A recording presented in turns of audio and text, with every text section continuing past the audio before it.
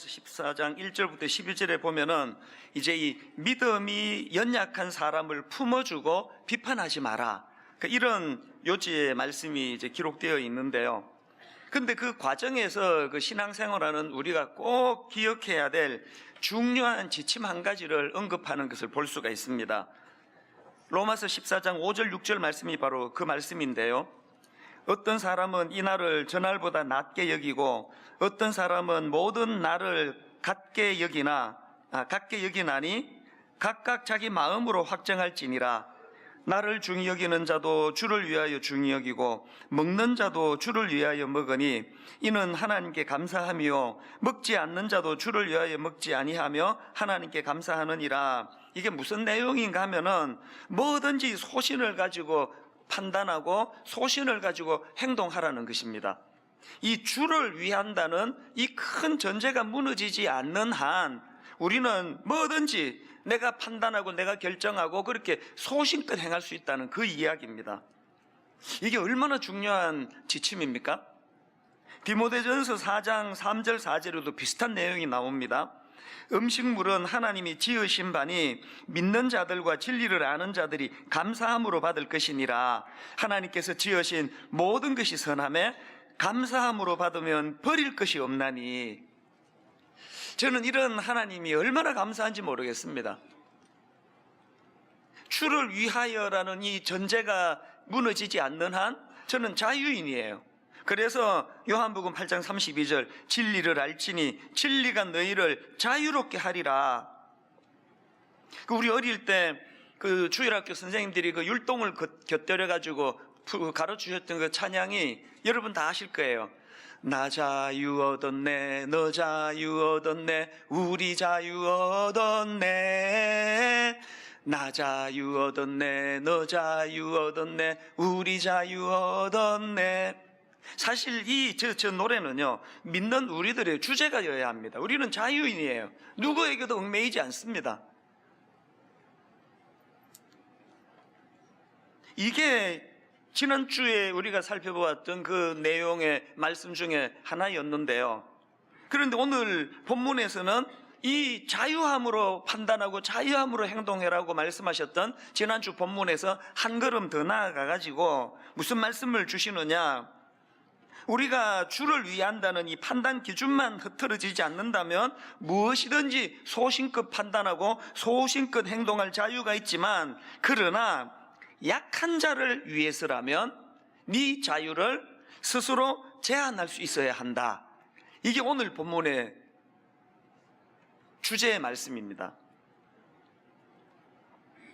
이런 맥락으로 본문을 쭉 읽어보시면요, 먼저 맨 앞에 나오는 본문 13절을 보십시오.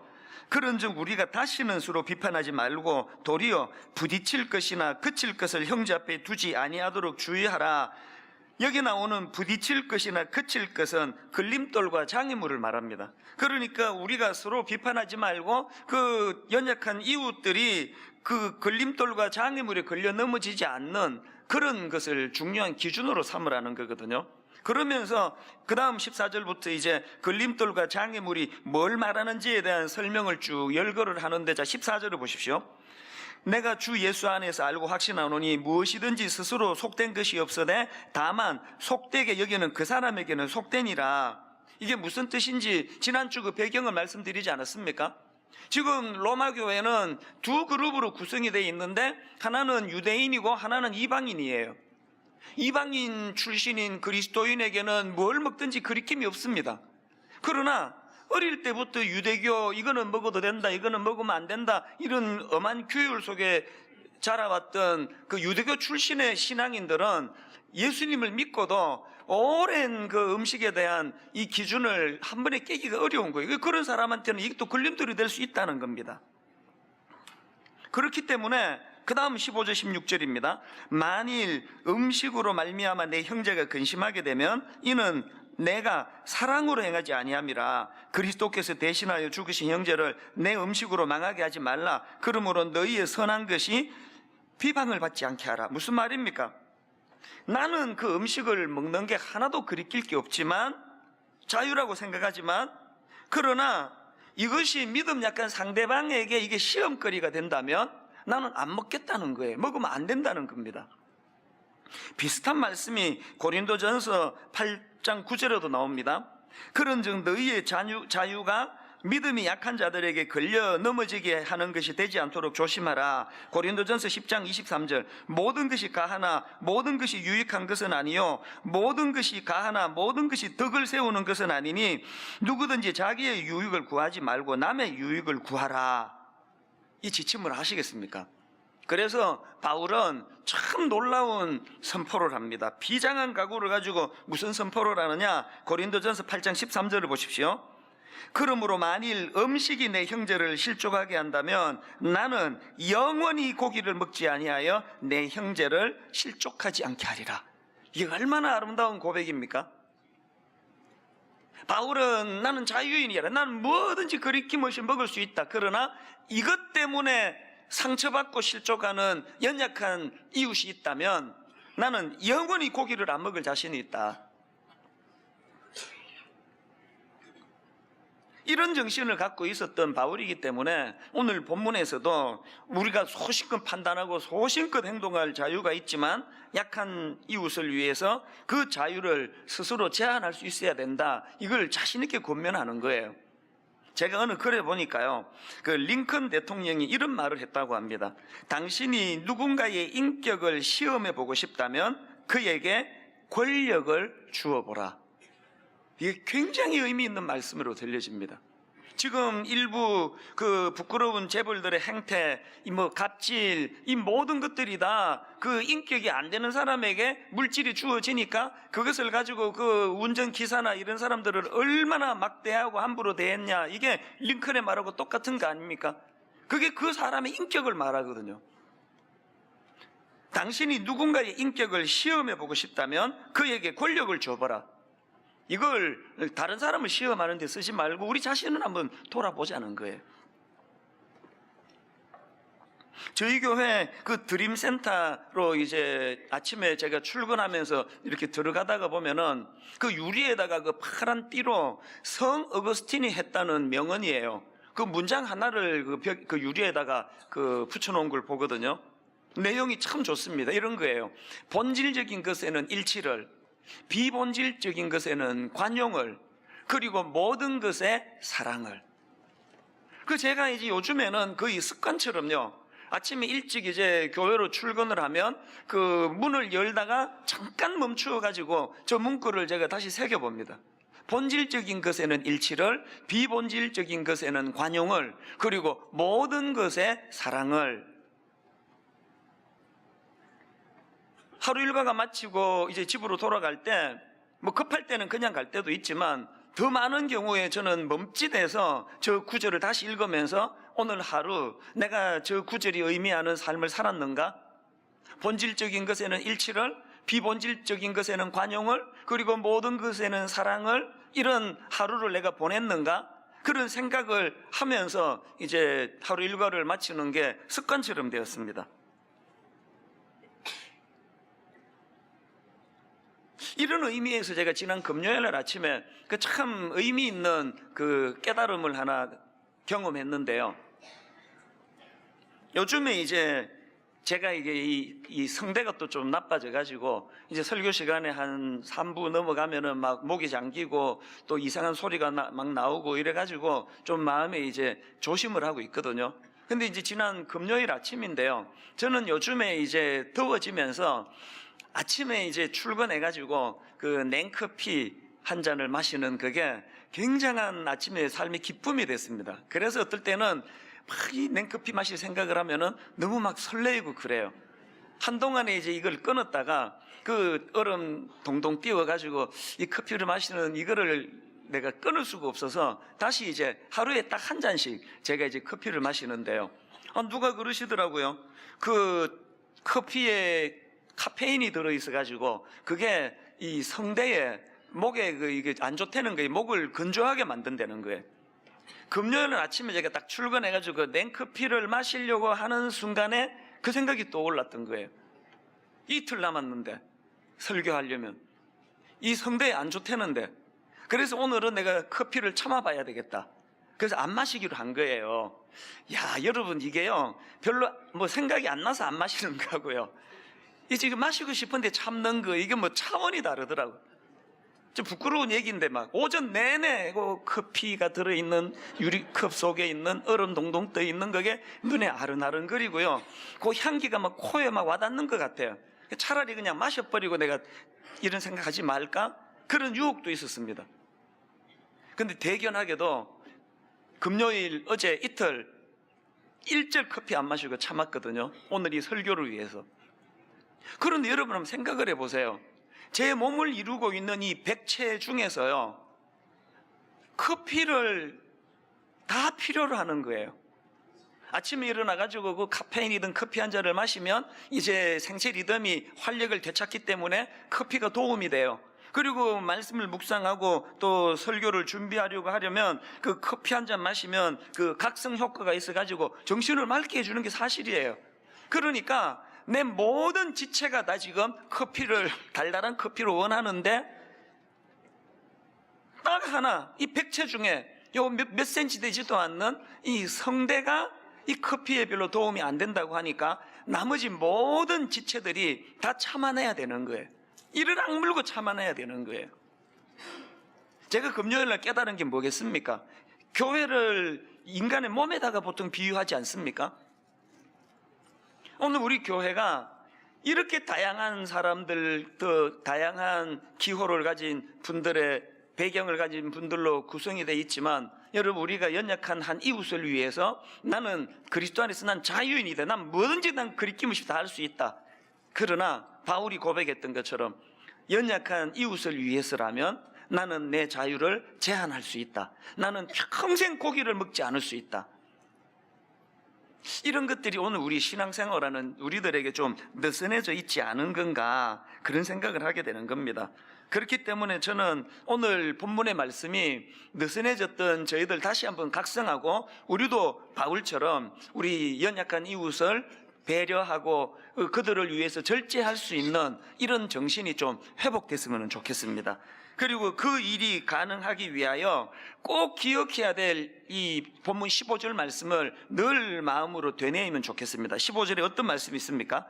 만일 음식으로 말미암아 내 형제가 근심하게 되면 이는 내가 사랑으로 행하지 아니함이라. 그리스도께서 대신하여 죽으신 형제를 내 음식으로 망하게 하지 말라. 무슨 뜻입니까? 그 사람이 어떤 행동을 하고 어떤 생각을 하고 하는 것보다 더 본질적으로 그 존재 자체가 예수 그리스도의 십자가로 구원받은 존귀한 존재라는 인식으로 상대방을 보는 훈련을 하라는 거예요. 죄성을 가진 우리는 이게 참 안 됩니다. 우리는 그 상대방에 대하여 자꾸 판단을 해요. 외모는 어떻고, 그 사람이 가진 배경은 어떻고, 또 심지어는 그 사람이 지금 나하고 같은 생각인가? 내가 모든 걸 자유롭게 먹듯이 이 사람도 그런 사람인가? 아니면 이 사람은 나와 생각이 달라 또 가려서 먹는 사람인가? 이 걸핏하면은 이 편가르기를 좋아하는 이 죄성, 거기다가 또 우리나라는 이게 참 가슴이 아파요. 어떻게 그렇게 네 편, 내 편 이런 거를 그 어릴 때부터 좀 경쟁 구도에서 자라서 그런 것 같아요. 그럼 뭐 월드컵 이걸 뭐 전쟁 치르듯 보는 나라가 우리나라 말고 또 있을까요? 오늘 그 새벽 12시에 이제 또 마침 또 축구를 한다 그래서 저야 당연히 설교 준비를 하고 설교에 초점이 있으니까 갈등 없이 저는 한 10시 전으로 잤거든요. 푹 자고 이제 새벽에 일찍 일어나 말씀을 한 번 더 다듬어야 되니까 깊이 잠들었는데 갑자기 그냥 막 온 동네에서 막 와! 그래가지고 자다가 깜짝 놀라서 깬 거예요. 이게 뭔 일인가 해가지고 보니까 새벽 2시 좀 되기 전이에요. 온 동네에서 소리를 질러대가지고 보니까 이제 그 축구를 보다가 한 골을 넣었나 봐요. 그래서 내가 잠이 깨가지고 이게 자다가 막 이게 이게 전쟁이 났나 이게. 그 마루에 가보니까 우리 가족들도 숨 죽이고 보고 있더라고요. 이 또 깰까봐 이제 막 크게는 못하고.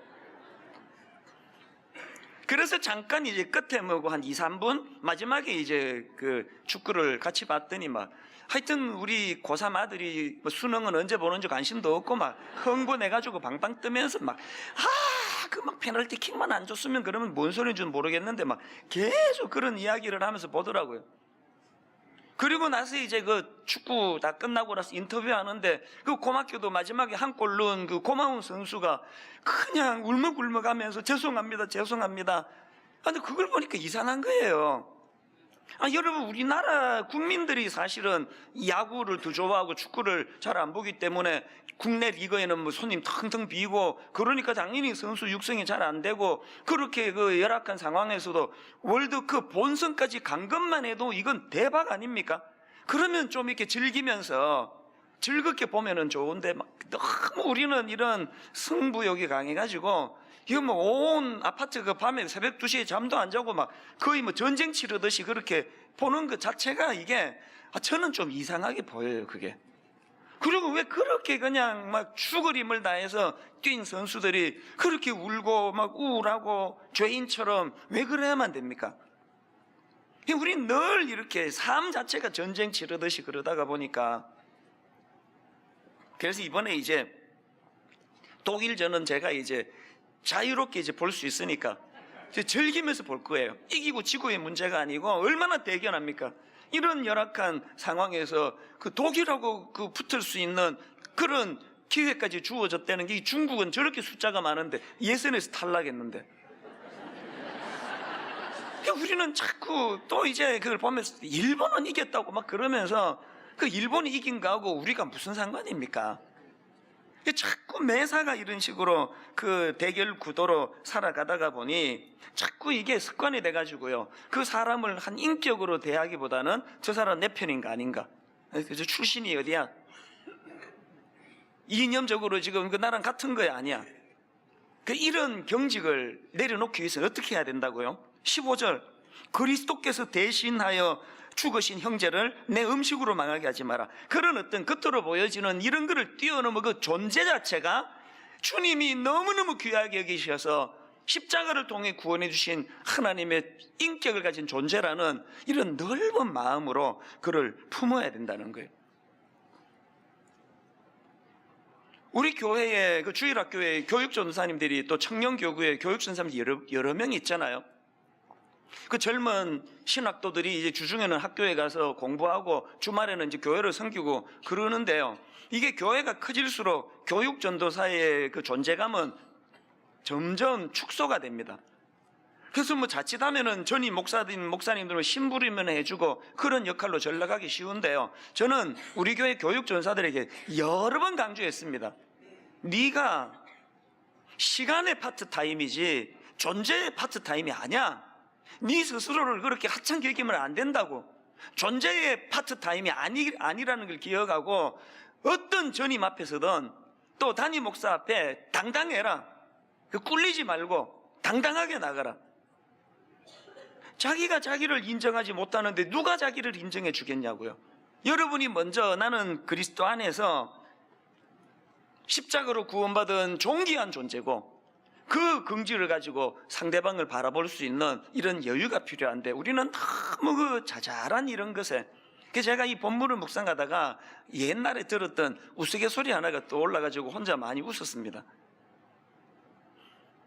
그 신혼부부가 있는데요, 신부는 전라도 여자고 신랑은 경상도 남자예요.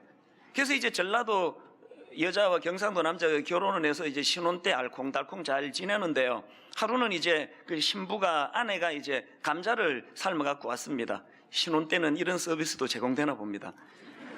감자를 이렇게 삶아가지고 이제 갖고 와가지고 남편이 출출하던 김에 잘 됐다 해가지고 이제 감자를 보니까 옆에 그 자기들 습관대로 이제 소금이 있어가지고 소금을 찍어가지고 먹었더니 이게 설탕인 거예요, 소금이 아니고. 그래서 그 남편이 이렇게 불평을 했습니다. 아니, 감자를 어떻게 설탕에 찍어 먹느냐고. 우리 경상도에서는 감자를 소금에 찍어 먹는다고 소금을 갖고 와. 그러면 그냥 갖다 줬으면 그날 아무 일도 안 일어났을 텐데, 이제 부인이 세상에 무슨 감자를 소금에 찍어 먹습니까? 우리 전라도에서는 감자를 설탕에 찍어 먹습니다. 이래가지고 이게 이제 싸움이 된 거예요. 그 신혼 때는 원래 뭐 시간도 많고 할 일이 없고 그래가지고 이런 거 갖고 주로 싸워요. 그래서 이제 이거 갖고 막 싸우다가 이제 점점점 비화가 돼가지고 당신 아버지가 말이야, 당신 이거 하면 안 되는 이런 말이 오가고, 그래서 이제 이게 점점 감정을 악화시켜가지고 이것 때문에 이혼을 하게 됐다는 거예요. 이래갖고는 못 살겠다, 우리 이혼하자 그러고 이제 재판을 받으러 갔는데요. 이제 막 서로가 억울하니까 판사님 내 얘기 좀 들어보세요. 세상에 어떻게 감자를 그 설탕에 찍어 먹습니까? 아니 나는 살다 설탕에 찍어 먹는다는 내 처음 들어봤습니다. 막 싸우니까 재판장이 그거 보니까 너무 어이가 없잖아요. 그래서 한마디 했습니다. 두 사람 진짜 어이가 없네요. 감자를 어떻게 설탕이나 소금에 찍어 먹습니까? 우리 강원도에서는 감자를 고추장에 찍어 먹습니다.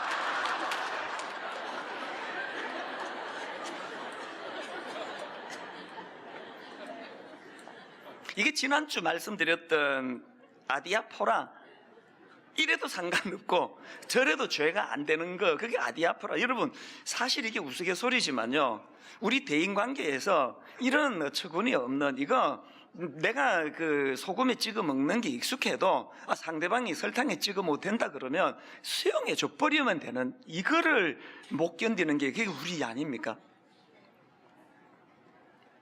그렇기 때문에 여러분 오늘 본문에서 말하는 나는 무엇이든지 소신껏 할 자유가 있지만 내 연약한 이웃을 위하여 절제하고 이걸 발휘하지 않겠다, 이 정신의 회복이 중요하다는 겁니다. 그런 약자를 배려하는 태도가 왜 유익하냐, 두 가지로 제가 정리를 해봤는데요. 첫째로는 하나는 내적인 유익이 있고 또 하나는 외적인 유익이 있는데요. 첫째로 내적인 유익이 뭐냐, 의와 평강과 희락을 선물로 받습니다. 17절을 보십시오. 하나님의 나라는 먹는 것과 마시는 것이 아니요 오직 성령 안에 있는 의와 평강과 희락이라. 여러분 정말 여러분 예수 믿는다고 하면서 성령님이 주시는 의와 평강과 희락을 누리고 있습니까? 그렇게 깐깐하게 나는 공의를 세우는 사람이라고, 뭐 법이요, 그리고 이건 된다, 이건 안 된다, 그렇게 날카롭게 판단하고 비판하고 살아가는 여러분이 어떻게 그렇게 마음에 평안이 없어가지고 불안하고 두렵고 왜 그렇게 살아가느냐는 거예요. 아무리 그게 내 기준으로 이게 그 법이요 옳아 보여도 좀 연약한 이웃을 위하여 그것을 품어주고 용납하고 좀 수용해주고 할 때 거기에 의와 평강과 희락이 찾아온다는 거예요. 언제부터였는지 모르겠는데 성령님이 제게 은혜를 주셔가지고 어느 시점에서부터인가 제 안의 약점이 긍휼함으로 보여지기 시작하는 거예요. 그 언제부터인지는 모르겠습니다. 그게 자꾸 안쓰럽고, 그래서 그냥 뭐 운동도 잘 안 하고 이제 베들레헴 이런 게 이제 이런 얘기를 하면 안 되는데 이건 여기서 중단하겠습니다. 뭐 어떤 거를 봐도 그게 제 눈에 허물로 보이지 않아요. 그 긍휼함으로, 몸이 약한 것도 뭐 이런 습관이 있는 것도. 그러고 났더니 가정에 평화가 찾아오는데요, 제일 먼저 혜택을 제가 봐요. 가정이 지금은 작은 천국이라고 해도 과언이 아니에요.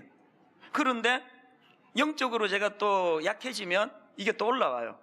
자꾸 또 판단하려고 그래요. 우리가 싸워야 되는 건요, 내 안에 있는 의와 평강과 희락. 그래서 여기 보니까 여기 하나님 나라는 이렇게 시작하는데요, 하나님 나라는, 여기서 말하는 하나님 나라는 하나님이 통치하는 영역이에요. 우리 가정을 하나님이 통치하는 영역이 되시면 거기에 의와 평강과 희락이 나온다는 겁니다. 우리가 오늘 본문 전체의 줄거리로 말씀을 드리자면, 예수 그리스도를 영접하고 내가 모든 그 부분에 내가 자유하지만 연약한 이웃을 위하여 내가 절제하겠노라고, 거기에 의와 평강과 희락이 선물로 주어진다는 겁니다. 제가 한 5, 6년 전만 해도요, 무슨 언론사에서 인터뷰하자 그러면 거절한 적이 한 번도 없습니다. 그 좋은 일 아닙니까? 교회 목사가 일간 신문에 인터뷰를 하고 거기에 그리스도의 정신이 나오면은 그건 좋은 일이라 생각해서 한 번도 거절한 적이 없어요. 그랬는데요, 한 5, 6년 어간으로 일절 어떤 인터뷰도 이제 나가지 않습니다. 그리고 어떤 대외적인 활동 절제하고 있습니다. 왜 그런지 아십니까? 문득 성령님이 내게 그런 깨달음을 주시더라고요. 나같이 큰 교회 목사가 낄 때 안 낄 때 모르고 여기저기 설치고 다니는 이것 자체가 어떤 작은 교회 목사님에게는 이게 부담이 될 수도 있겠다. 그런 마음을 가지고 제가 이제 일절 안 하게 됐는데요. 최근에 어떤 50대 목사님이 50대 그 필자가 쓴 책이 비슷한 내용을 이야기하는 걸 봤습니다. 바로 그 얼마 전에 나온 책인데 매운 인생 달달하게, 이분이 그 저자가 50대예요. 그 책에 보니까 내려놓기의 기술 이런 파트가 있는데요. 내용이 이래요. 20대의 아름다움, 30대의 머리, 그리고 50대의 찌그러짐. 내용이 그대로의 제목이. 그 뭐냐 하니까 20대와 30대 젊은이들이 좀 더 활기를 띠고 달려갈 수 있도록 나이 들수록 찌그러져 있는 게 중요하다. 그런 요지인데 제가 정말 공감을 했습니다.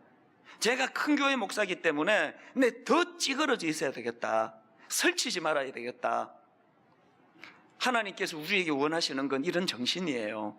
저와 여러분이, 교회의 중직자들이, 여러분이 그 연약한 이웃들이 더 많이 교회에서 활보할 수 있도록 이런 정신을 회복할 때 성령님은 우리에게 의와 평강과 희락을 선물로 주실 줄로 믿습니다.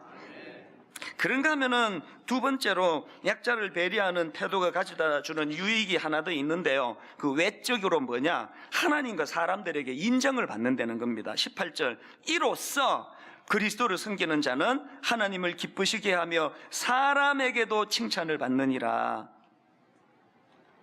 사도행전 2장 그 초대교회의 성전과 부흥을 쭉 열거하고 맨 마지막에 결론을 저는 주목하는데요. 사도행전 2장 46절 47절 한번 보십시오.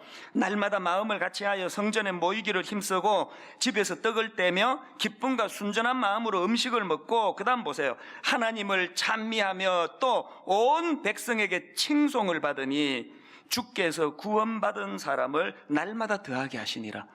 오늘 지금 전도의 문이 막혔다고 아우성치는 한국교회에 회복해야 될 게 뭐예요? 세상 사람들에게 인정받는 거예요. 교회는 다르다는 평가를 받는 거예요. 그게 가능하기 위해서 어떻게 해야 된다고요?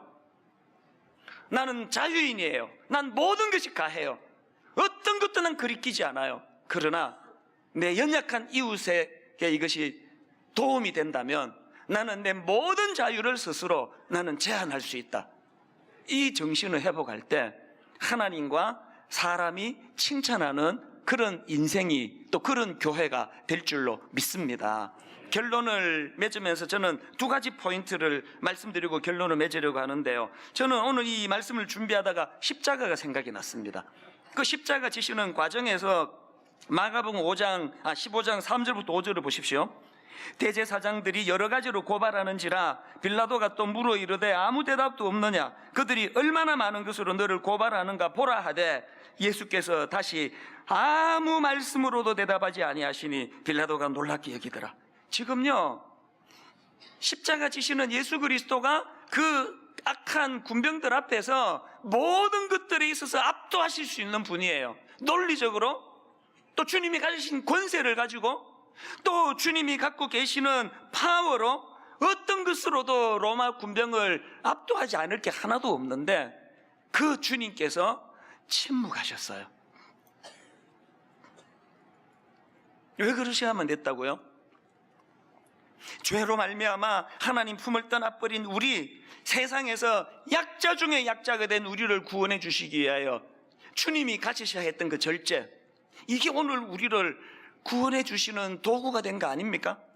그래서 이사야 53장 5절에 그가 찔림은 우리의 허물 때문이요 그가 상함은 우리의 죄악 때문이라. 그가 징계를 받음으로 우리는 평화를 누리고 그가 채찍에 맞음으로 우리는 나음을 받았도다. 오늘 이 말씀이 구현되기 위해서는 그리스도의 십자가를 묵상하라는 거예요. 그리고 또 한 가지, 13절을 다시 보시겠습니까? 그런즉 우리가 다시는 서로 비판하지 말고 도리어 부딪힐 것이나 그칠 것을 형제 앞에 두지 아니하도록 주의하라. 여기 나와 있는 주의하라는 단어는 결심하라는 뜻인데요, 이게 참 재밌는 게 뭐냐 하면 원어로 보면은 저 앞에 나와 있는 서로 비판하지 말고 할 때 비판하다, 또 맨 끝에 주의하다, 이게 같은 단어예요. 바울이 지금 워드 플레이 하듯이 여기 나와 있는 두 단어가 다 원어로는 크리네인이라는 단어인데요, 이 단어는 정죄하다, 심판하다, 결심하다 이런 뜻을 가지고 있는 단어인데, 워드 플레이 하듯이 지금 바울이 이 단어를 가지고 강조하는 게 뭐예요? 서로를 비판하는, 정죄하는 마음을 내려놓고 그 자리에, 같은 단어니까 그 자리에 연약한 이웃을 품어주려고 결심하고 결단해라. 걸림돌이 되지 않도록 결단해라. 13절 읽고 말씀을 마무리하려고 합니다. 그런즉 우리가 다시는 서로 비판하지 말고 도리어 부딪힐 것이나 그칠 것을 형제 앞에 두지 아니하도록 주의하라. 세 번역으로, 그러므로 이제부터는 서로 남을 심판하지 마십시다. 형제 자매 앞에 장애물이나 걸림돌을 놓지 않겠다고 결심하십시오. 이 말씀이 이번 한 주간 우리 삶에 실천하고자 몸부림치는 하나님의 메시지가 되기를 주님 이름으로 축복합니다. 우리 이 찬양 같이 한번 불러보실까요? 336번입니다. 아버지 사랑 내가 노래해, 아버지 은혜 내가 노래해. 십자가의 그 사랑을 묵상하면서 우리 함께 이 찬양 불러보시겠습니다.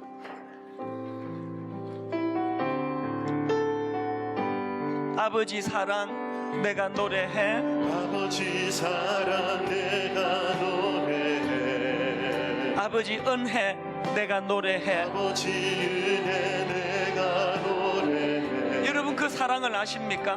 그 사랑, 변함없으신, 거짓 없으신, 성실하신 그 사랑. 여러분 그 사랑을 아십니까? 상한 갈 때 꺾지 않으시는, 꺼져가는 등불 끄지 않는 그 사랑, 변함없으신, 거짓 없으신, 성실하신 그 사랑.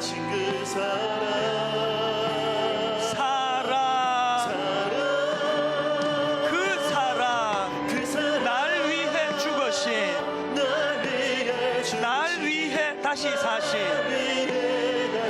예수 그리스도 다시 오실 그 사랑.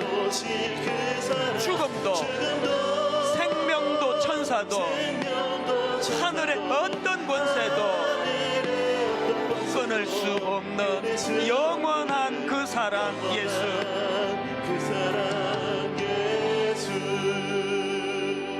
오늘은 성찬식이 있는 날이에요. 성찬식은 주님의 십자가를 묵상하고 기념하는 날이에요.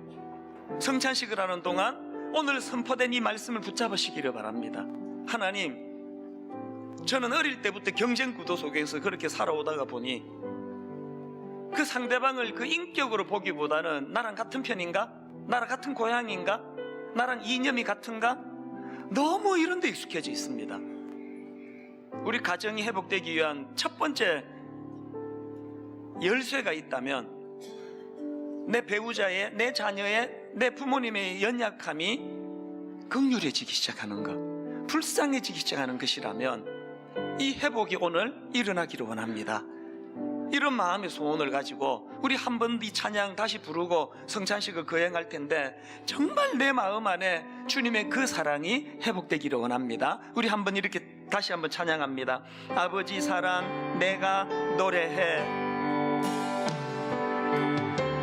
아버지 사랑 내가 노래해. 사모합니다. 아버지 은혜 내가 노래해. 은혜 내가 노래해. 그 사랑, 변함없으신, 거짓 없으신, 성실하신 그 사랑. 여러분이 십자가 사랑, 상한 갈 때 꺾지 않으시는,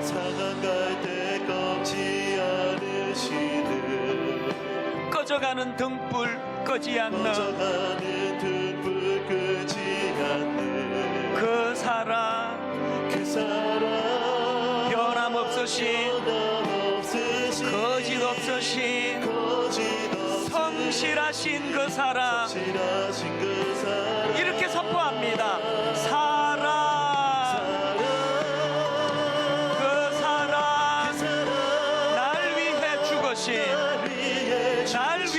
다시 사실 예수 그리스도 다시 오실 그 사랑, 생명도 천사도 하늘의 어떤 권세도 끊을 수